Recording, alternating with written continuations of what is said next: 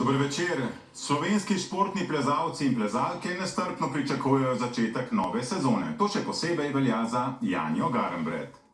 8-kratna svetovna prvakinja bo namreč letos branila naslov olimpijske zmagovalke. Olimpijsko plezanje bo tokrat kombinacija težavnosti in balvanov, torej njenih najljubših disciplin. A čeprav sprejema vlogo glavne favoritinje v Parizu, se zaveda, da bo pot do olimpijskega zlata izjemno težka.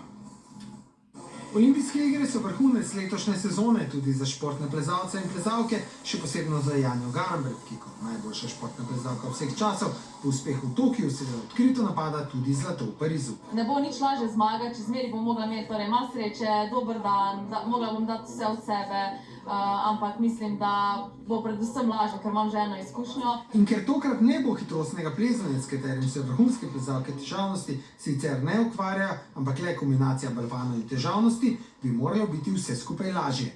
Ali pa tudi ne. To pa sem pri hitrosti dobila tudi neko vzdržljivost, pa neko posebno moč, ki sem jo lahko uporabljala v težavnosti in balvanih, ampak seveda je bilo pa težko komponirati hitrost še v trening težavnosti in iz tega vidika je zdaj trening seveda lažje. Eno disciplino manj treniram tisto, v čemer sem bila že skozi dobro. A kako se motivirati za težke plezalske treninge po vseh osvojenih naslovih svetovne prvakinje, zmago v svetovnem pokalu, pa tudi po olimpijskem zlatu? Na olimpijadi bom zdaj nekaj spet branila, torej branila bom svojo zlato medaljo iz Tokija, ampak nekaj braniti meni ni tuje.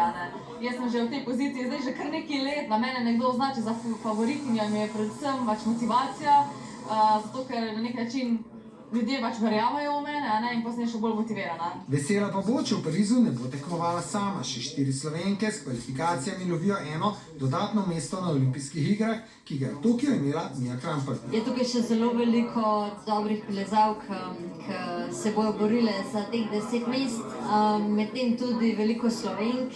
Mesto je pa samo eno in to bo se mi zdi še najtežje.